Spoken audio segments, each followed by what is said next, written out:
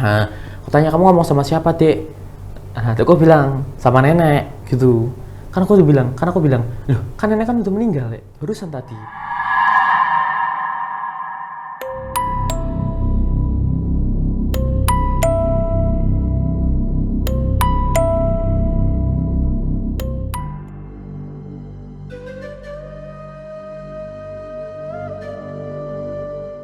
Halo pemirsa, kembali lagi di podcast Kamis Misteri bersama saya, Puput. Kali ini saya kedatangan narasumber yang akan membawakan cerita horornya, yaitu Jin Korit. Penasaran gak sih sama ceritanya? Langsung aja kita tanya sama narasumbernya. Hai Kak Noval. Hai Kak Puput. Gimana sih ceritanya? Jadi ceritanya ini dimulai pas nenek saya meninggal. Langsung aja ya. Jadi nenek saya meninggal tuh dikabarin pada tanggal ya nggak tahu sih, tapi harinya tuh hari Jumat saya. Soalnya aku itu masih umur kecil sebelum TK. Jadi sekitar 5 tahunan ya? Iya, sekitar 5 tahunan. Jadi ini mohon maaf kalau aku ceritanya mungkin ada yang lompat-lompat apa nggak inget. Mohon maaf, salah saya. Jadi pas nenek saya meninggal tuh di Jakarta, di Cibeduk itu keluarga saya itu menyewa villa untuk layatan nenek saya. Jadi itu keadaannya itu pas subuh nenek keadaan belum dikubur tapi udah dimandiin sama udah di kafanin. Jadi pas dikubur itu habis matahari sudah terbit. Nah pas aku tuh bantuin di bagian belakang, kan di belakang villa itu ada taman, habis itu tanjakan ke bawah ada tangga, itu kolam ikan buat mancing-mancing di situ, buat mancing-mancing keluarga lah. Habis itu di belakang tuh ada sawah sama hutan. Nah biasa katanya kata keluarga aku yang udah pernah ngalamin hal kayak gitu, itu pasti bagian situ yang paling angker, bagian hutan sama bagian sawah gitu. Ada juga kok di sebelah villa kan ada villa lainnya. Itu bukan villa lainnya, bukan yang ibaratnya tuh wilayah villa kami, keluarga saya. Jadi pas aku itu lagi bantuin persiapan kedatangan tamu, untuk kursinya diserapiin dulu gitu.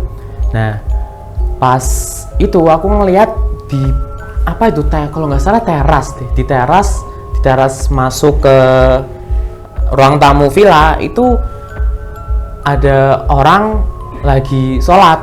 Nah lagi sholat itu, tapi mukenanya itu mirip nenek saya, ada motif di bawahnya itu kayak kalau nggak salah motif bunga apa, tapi putih semua, lagi sholat gitu.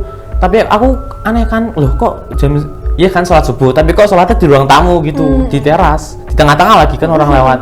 Aku nyoba kayak, loh tuh siapa itu, itu tetangga apa gimana, tapi tetangga tuh nggak ngeliat apa-apa. Mungkin aku lagi halusinasi apa gimana, tapi aku ngeliat itu sosoknya putih lagi sholat, kayak orang lagi sholat gitu di depan di teras. Pas aku deketin, tapi sholatnya tuh abnormal gitu, nggak lazim sholatnya. Kayak gini, ini aku begini ya, kayak gini tapi gini loh, gini sambil maju ke depan gitu. Aku kan belum sholat pas itu, nggak tahu aku. Ya mungkin apa ini sholat, beneran nggak sholat gitu. Tapi ingatan aku pas ngeliat mukanya tuh agak kabur, agak kayak bener ada mukanya apa enggak, aku nggak tahu. Tapi apakah itu muka nenek saya apa enggak, aku nggak tahu. Tapi aku ngeliat belakangnya doang. Pas itu kan aku ngeliat itu sosok itu sujud, tapi sujudnya tuh sujud tapi berdiri lagi, sujud lagi, berdiri lagi, sujud lagi gitu. Terus gitu sampai ruku, enggak cuman sujud doang. Nah aku kan aneh kan, habis itu ya apa ini kok kayak gini ya, aku masih belum kepikiran takut pas itu, masih kayak agak aneh aja gitu. Nah pas di situ ini kan suasananya rame ya, nggak ada orang yang ngelihat itu sosok selain aku gitu. Aku udah ngasih tahu sepupu perempuan aku, kamu lihat itu nggak ngeliat apa-apa gitu di ruang tamu. Enggak, aku ya juga heran, ini sosok apa gitu. Mungkin aku kepikiran apa ini sosok nenek aku, soalnya mukenanya mirip banget. Pas itu kan udah dikuburin, Tapi apakah hal-hal mistis cuma sama itu doang? Enggak dong. Soalnya orang barusan meninggal terus di dekatnya angker gitu. Itu pas pagi harinya cukup aneh. Aku nggak cerita ke orang-orang soalnya pasti nggak ada yang percaya apa gimana gitu. Keluarga juga nggak jauh sama yang hal-hal begituan. Ibaratnya modern semua lah, nggak ada yang kayak kejawaan gitu, nggak ada. Apalagi masih kecil kan ya. Iya, apalagi masih kecil, paling nggak dianggap serius gitu. Nah, pas malam-malam, pas itu kok keadaan udah mulai sepi. Keluarga dari ibu udah ada yang pulang, udah juga sepupu juga ada yang pulang.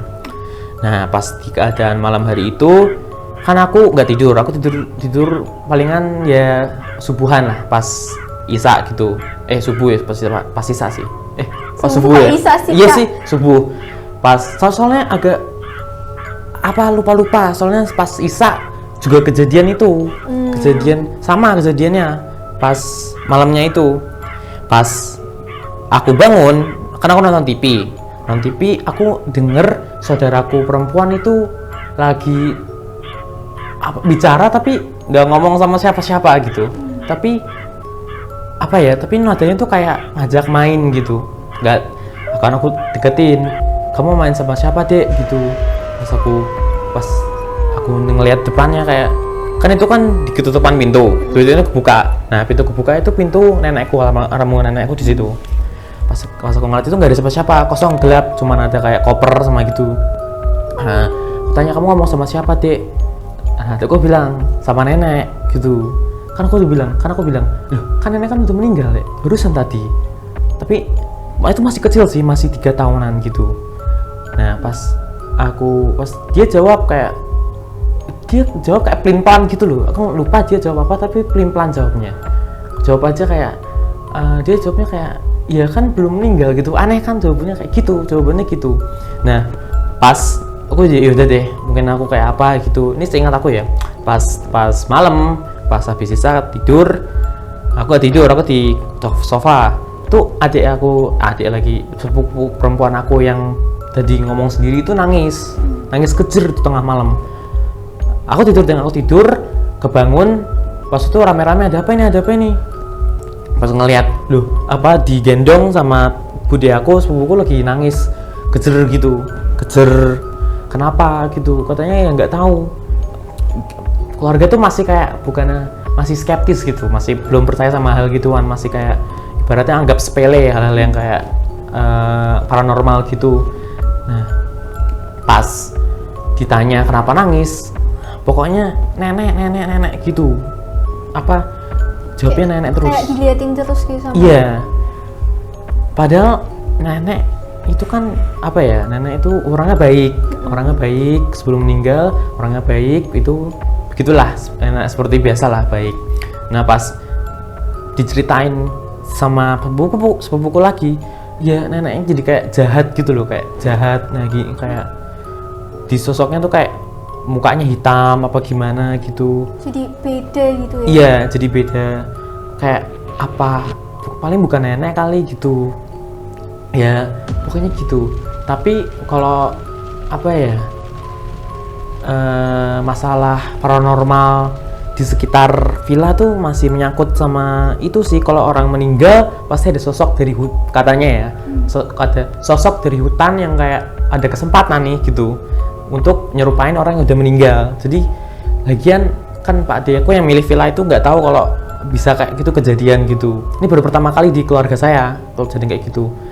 Nah, pas katanya sih ada Pak Ade aku manggil orang pintar ya, orang pintar gitu, dukun lah ya, manggil orang pintar ya, katanya sih ada genderuwo apa gimana yang kayak ngambil kesempatan. Ini aku masih belum percaya soalnya masih skeptis. Katanya masih ada genderuwo yang ngambil wujud itu orang yang udah meninggal. Jadi orang meninggal kan nenek saya, jadi ngambil wujud kesempatan buat nyari itu kesedihan apa gimana gitu. Kalau enggak itu sosok nenek-nenek yang mirip aja kayak nenek aku. Jadi nenek-nenek itu di hutan tinggalnya, tapi ada aja yang masuk ke villa tanpa gitu, dan menampakkan diri, jadi kayak ketakutan untuk warga, jadi nyari ketakutan aja, cuman buat ganggu doang sih. Kalau yang sosok putih pakai mukena nenek saya itu aku belum tahu apa, tapi kayak itu jin korin yang katanya bisa menampakkan diri kalau orangnya yang ditempatin itu udah meninggal, katanya gitu. Terus kalau kata Pak Desa saya kan, ini tambahan ya, kata Pak Desa saya tuh juga Pak, di pas malam itu kelihatan di hutan itu sama sawah itu ada kuntilanak, gantung, kakinya doang yang kelihatan. Terus ada pocong tinggi, berapa itu tinggi banget, sampai tapi tinggi, badannya gemuk tapi kakinya tinggi kayak manjang gitu. Terus kayak ngambang gitu, katanya gitu. Itu yang lihat adik sepupu? Bukan Pak De Oh, saya, Pak De. Terus pas katanya diceritain sama orang pintar kalau di villa sebelah villa itu yang saya tempatin itu, yang keluarga saya itu pernah ada 5 orang yang di villa itu booking istilahnya. Itu ada perampok, terus 5 orang yang di villa itu dibunuh semua. Katanya dibunuh semua, terus jasadnya tuh dibuang di sawah di belakang villanya itu, jadi belum pernah ketemu.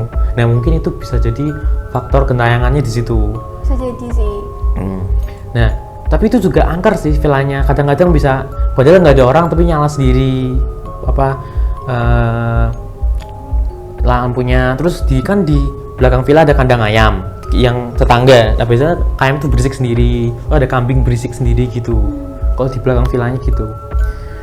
Untuk kembali ke nenek cerita nenek itu masih skeptis, belum tahu itu sosok apa, masih kayak berpikir positif lah apa gitu. Dan aku kalau cerita ya pasti nggak dianggap serius soalnya masih anak-anak gitu. Tapi itu menurut aku apa ya, sesuatu yang nggak bisa dilupain, soalnya bener-bener aku ngeliat sendiri sampai mata kepala aku sendiri. Aku masih, walaupun aku masih kecil tapi aku masih bisa ngelihat masih bisa inget gitu, masih bisa ingat kalau itu tuh pernah terjadi gitu. Aku juga nggak tahu itu beneran apa aku halusinasi apa gimana, bisa orang lain nggak bisa ngelihat nggak bisa ngeliat, aku bisa ngelihat apa gimana. Tapi katanya sih anak-anak gitu bisa ngeliatan gitu-gitu kalau masih kecil. Iya sih, iya katanya. Ya jadi kayak untuk keluarga ya, pesan saya kalau misalnya ada anak kecil tuh anak kecil ngomong sesuatu tuh jangan ibaratnya ignore, jangan sepelekan. Itu penting ya, gitu tuh penting. Soalnya itu bisa, kalau enggak itu bisa buat peringatan aja sih, peringatan kalau ada sesuatu apa gimana yang bisa ganggu gitu. Apalagi kalau sesuatunya itu kan mirip keluarga, jadi kayak agak sih, bener kan. Takutnya malah bikin kita jadi takut gitu, padahal itu keluarga kita sendiri. Apalagi kayak saya kira jin korin kalau habis meninggal kan baik, tentram gitu, tapi kok ini malah meneror keluarga gitu. Malah bikin takut. Iya gitu. Tapi kalau masalah itu kan udah nggak ada masalah lagi, cuma di Jakarta aja sih gara-gara angker doang gitu. Cuman sekali aja pengalaman ini cukup, udah nggak mau lagi gitu. Soalnya keluarga kan juga nggak ada yang pinter hal begituan, jadi nggak tahu kalau misalnya diserang sama makhluk begituan nanti cara menangkalnya, tahu apa enggak gitu. Ini ada pernah sih tapi ini diceritain sama Pak Ade yang pas di rumah itu, ini kayaknya sudah nenek meninggal 5 tahun, pas kakek sekarat. Pas dikumpul di rumah, pas ini kecil sih, cuman kayak cerita biasa aja, cerita serem biasa. Pas itu tuh sepupu laki-laki dari bapak saya ambil minum, tapi itu ketemu nenek pakaiannya tuh pas kan buat status WA, nenek meninggal gitu. Pakaiannya tuh pink sama gitu, lupa, ada motif bunga-bunganya, dress itu kayak gitulah. Nah pas ngelihat pas ambil minum, ini diceritain sama sepupu laki-laki saya, ambil minum terus ada nenek apa ngadep tembok gitu. Tapi ini apa ceritanya belum tentu bener apa enggak, cuma diceritain aja. Nggak percaya sih, soalnya belum pernah pengalaman di rumah Pak Ade. Ngadep tembok tapi tangannya gini Di belakang. iya di belakang gitu, nggak tahu ngapain tapi cuma ngadep tembok. Ininya sama pas di status WA-nya itu pas aku lihat kan, tadi nenek persis apa pas pakai baju yang di status WA gini gitu. Pas itu keesokan hari aku ceritain gitu. Tapi itu kan udah kayak basi ya, apa kayak bahal gitu, udah kayak paling apaan, halusinasi doang, bangun tidur gitu. Jadi nggak ditanggapin terlalu serius lagi. Tapi itu udah agak tua sih, sepupu saya laki-laki 16-an apa 17-an, masih muda aku, tapi sepupu laki-lakiku udah agak tuaan gitu. Nah gitu aja sih cerita dari aku, Mbak Puput. Wah serem ya, jangan lupa saksikan Kamis Misteri setiap hari Kamis di Pojok RRI Semarang, dan jangan lupa like dan subscribe Pojok RRI Semarang.